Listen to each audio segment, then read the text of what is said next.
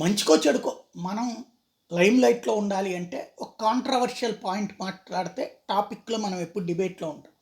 వామపక్షాలు భారతదేశంలో స్వతంత్రం రాకముందు ఉన్నాయి, స్వతంత్రం వచ్చాక ఉన్నాయి.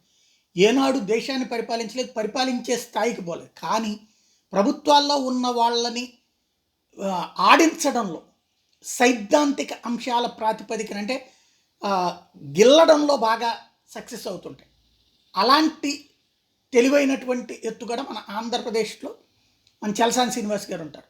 ఒకప్పుడు ప్రత్యేకాంధ్ర కావాలని ఆయన కోరేవాళ్ళు. ప్రత్యేకాంధ్ర రాష్ట్ర విభజన జరుగుతుంటే అట్ సమైక్యం అన్నారు. మళ్ళీ సమైక్యం నుంచి రాష్ట్రం విడిపోయాక అట్ ఇప్పుడు హోదా అంటారు. సరే, తప్పేం లేదు. ఏదో ఒకటి అట్లాంటి వాళ్ళు కొంతమంది ఎవరో ఒకళ్ళు అరిచేవాళ్ళు ఉంటే, ఎప్పుడూ అరిచేవాళ్ళు ఉంటే ఎంతో కొంత న్యాయం జరుగుతూ ఉంటుంది.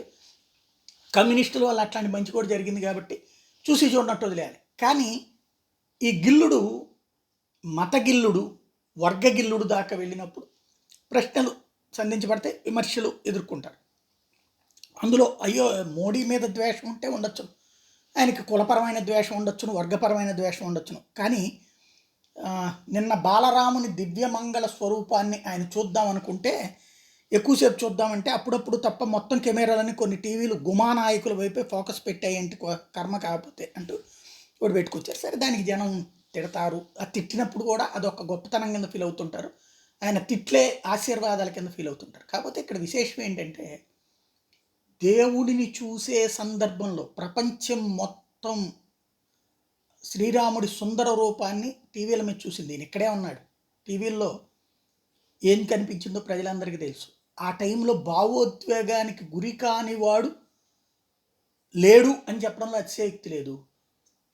ఆ టైంలో చూస్తూ అంతటి తన్మయత్వంతో దేశం యావత్తు ఉన్న సందర్భంలో కూడా కులగులతో, వర్గగులతో, లేకపోతే ద్వేషపు గులతో దక్షిణాది ఉత్తరాదిని విడతీసే కుట్ర దృక్పథంతో చూశారంటే ఆయనలోని ఏ స్థాయిలో అంటే బ్రిటిష్ వాళ్ళ వారసత్వంలో ఏమైనా పుట్టాడేమో. ఎందుకంటే బ్రిటిష్ వాళ్ళ దగ్గర అయితే ఆ విభజించి పాలించే సిద్ధాంతం ఉండేది. ఇప్పుడు విభజనవాదాన్ని తెచ్చే మహానుభావుడు కాబట్టి వాళ్ళకి ఆ తరంలో బ్రిటిష్ వాడు అయి ఉంటాడు గత జన్మలో. మనకి ఈ జన్మలో ఈ కర్మగా పుట్టారు అనుకోవచ్చేమో.